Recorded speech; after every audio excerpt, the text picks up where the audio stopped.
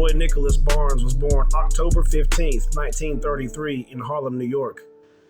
He was a good kid for the most part before his alcoholic and abusive dad made him run away from home and start slanging dope for money.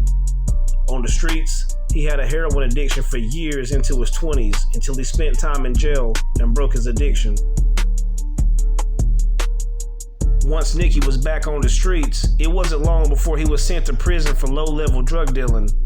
In prison, Nicky met Crazy Joe Gallo, a capo in the Colombo crime family, and Matthew Madonna, a heroin dealer for the Lucchese crime family.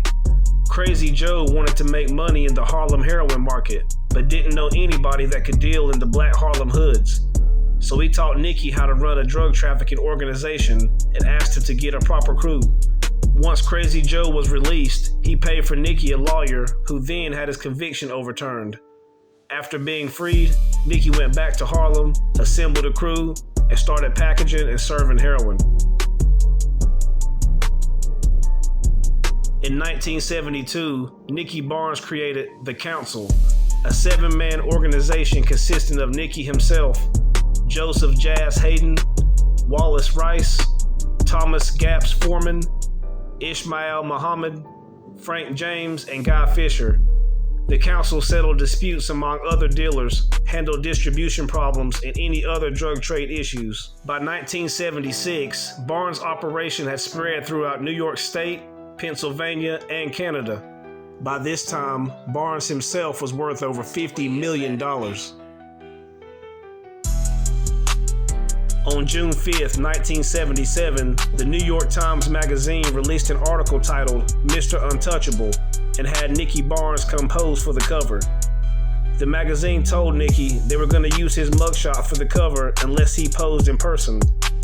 Barnes hated mugshots, so he agreed and did it.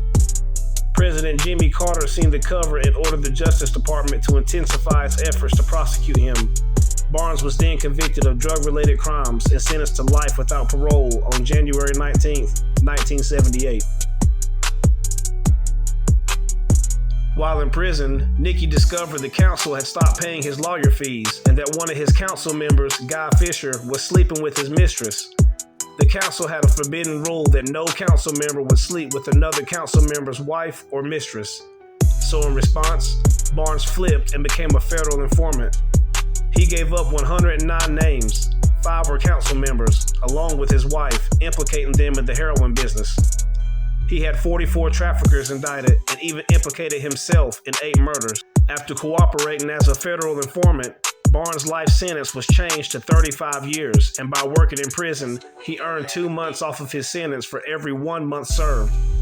He was released in 1998 under the Witness Protection Program and died from cancer June 18, 2012.